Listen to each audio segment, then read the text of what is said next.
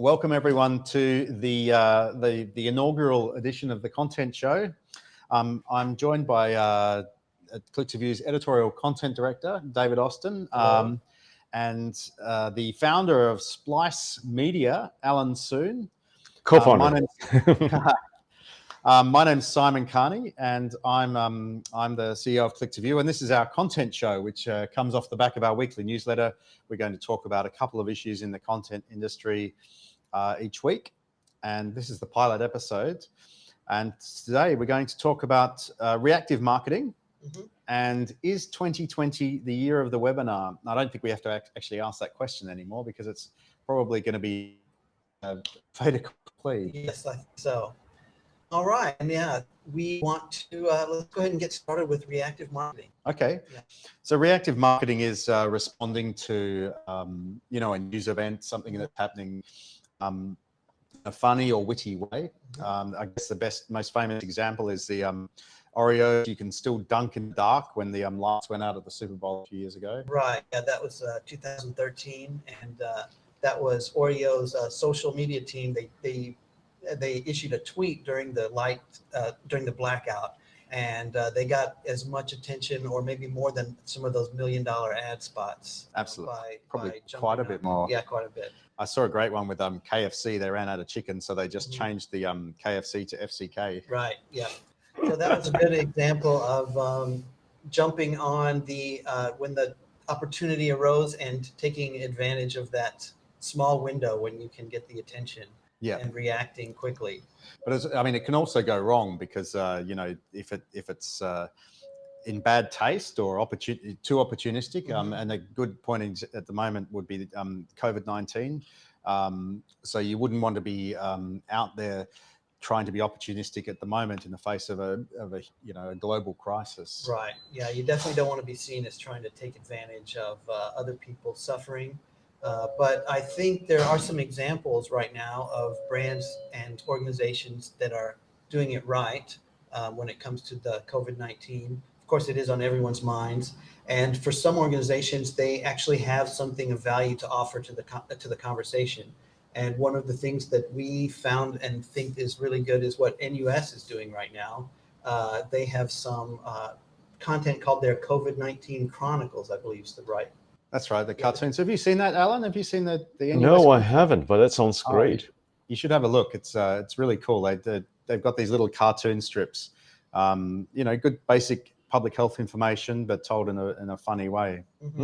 Yeah, very good content. It's very, very shareable, and it's all very good. In this day and age, now people are really valuing when they can find a source of information they can trust. Yeah. And I think NUS is kind of taking advantage of that right now and putting themselves out there and doing a good job of it.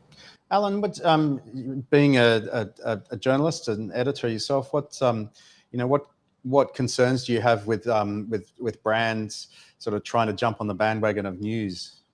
Well, I think it's about good taste, right? As you said, this is a crisis of of a skill that we've never seen before, and so for people to take advantage of it, it often comes off in bad taste. But I think there's a right and wrong way of doing it, and it's kind of like porn, right? You don't know it until you see it. It's hard to really define it, right? But I think that's exactly where it's going to go. I think right now there is a need for more public information. And I think at least in the Singapore context, at least, the level of government information that's being made available has been quite remarkable. But I imagine in other countries there is a role for media to play in a public interest format, making sure that they create content that people find engaging and therefore learn from. And we've seen actually a lot of this stuff, right? You look at what's going on in Vietnam, and I'm sure the coronavirus song. That's all the rage out there. My kids actually love it over here, so that shows you the power of a song, even though it's in a foreign language, when done well. So that's remarkable. I could even do the shwa shwa shwa shwa shwa. No, you wouldn't want that. Okay, well, you're watching the Content Show, which is brought to you by Click2View. There's David Austin and myself from Click2View, and we've got our guest, Alan Soon from Splice Media. Thanks for being with us, Alan. We've just been talking about reactive marketing.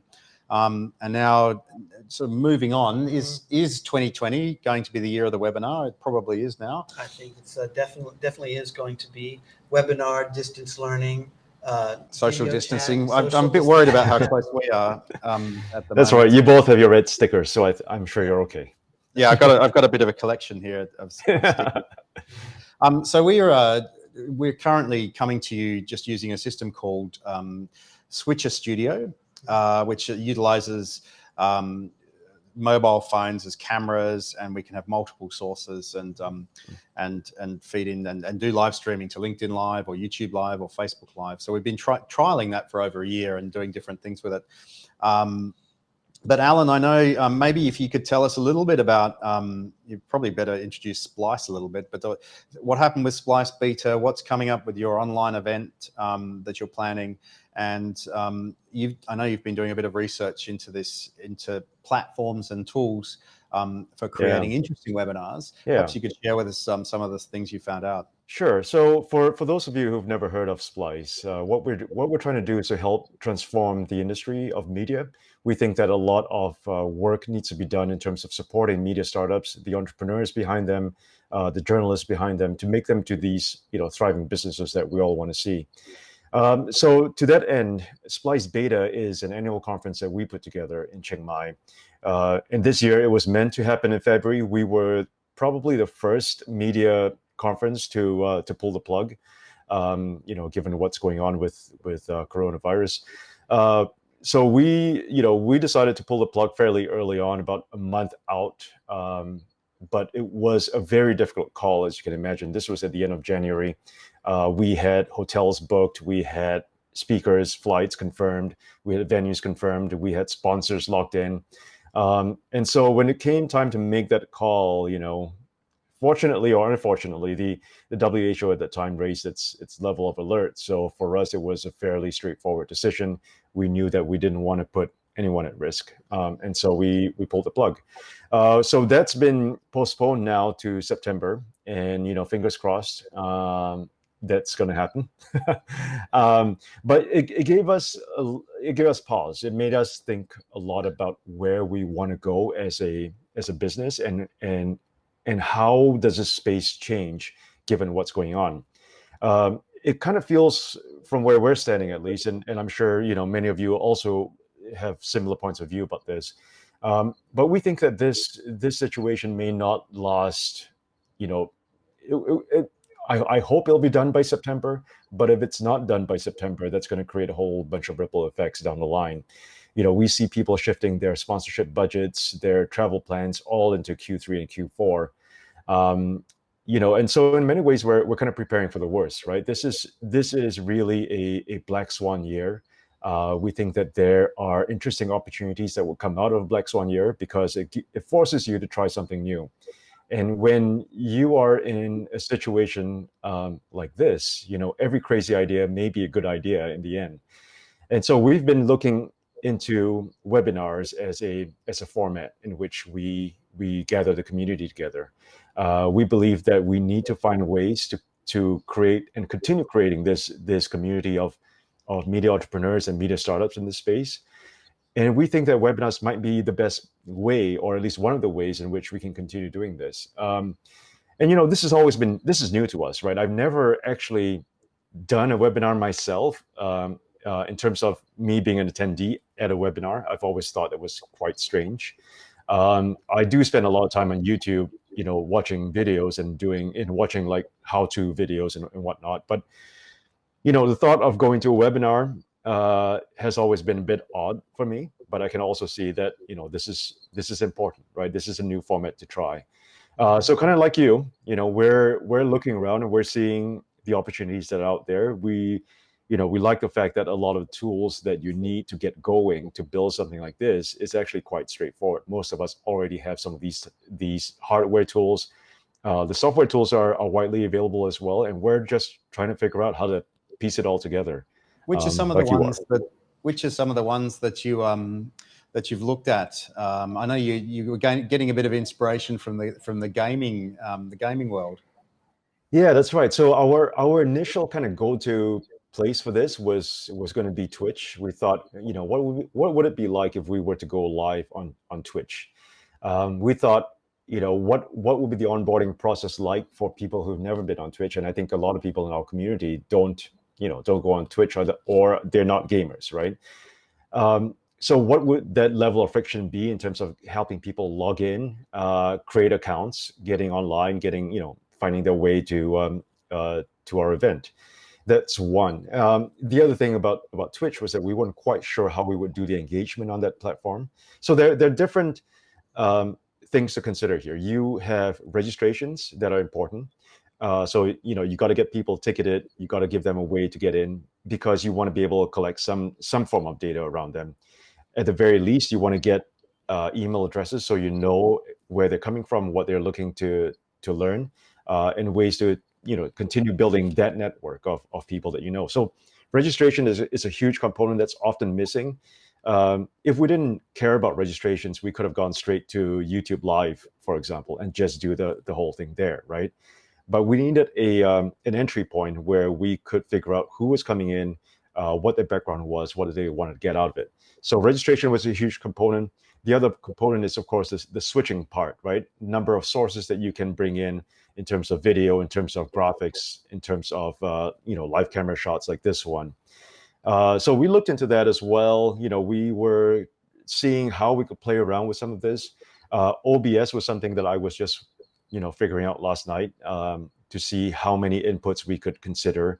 Would we be able to do very much like what both of you are doing right now? So we would have me on one side and my co-founder Rashad on the other, and we would be doing these sessions just the way you are.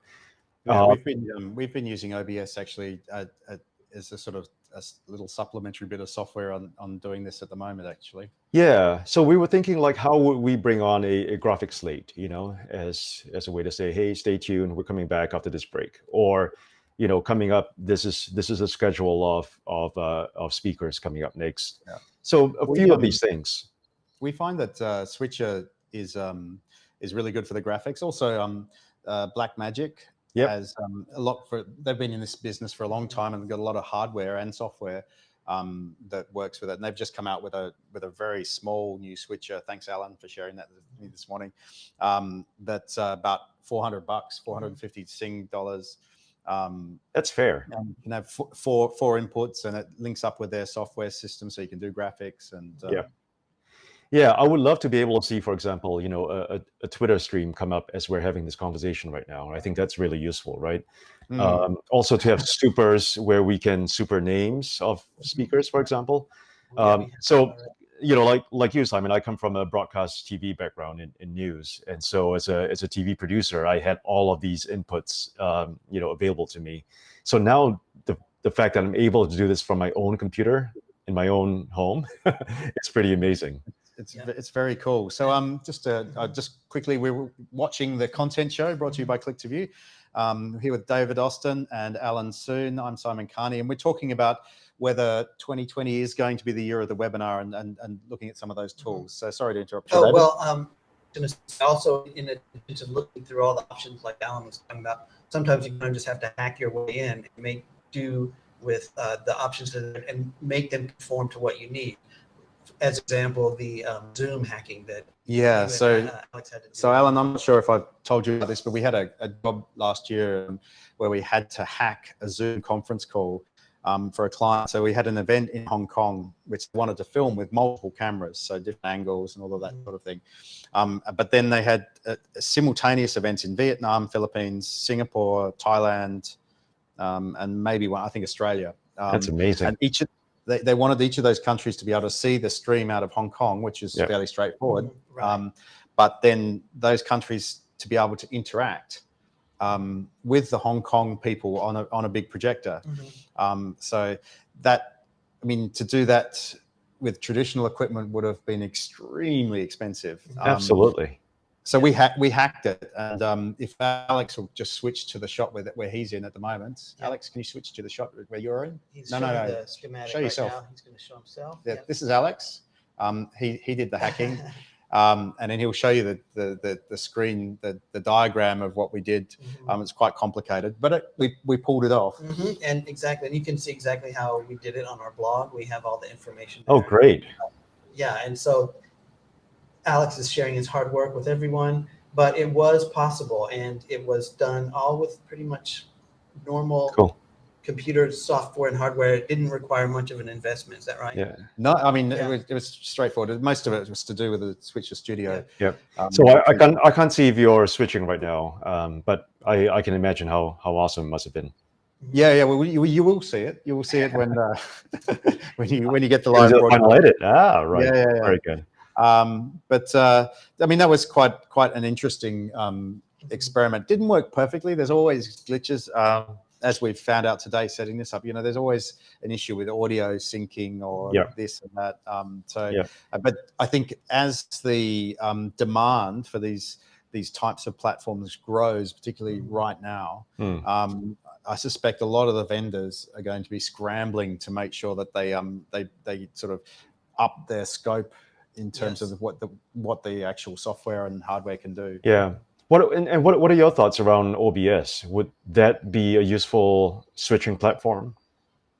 I looked at it, and I've got to admit I don't know that much about it. It seems like a really strong technical piece of equipment or software, but requires a level of knowledge and expertise.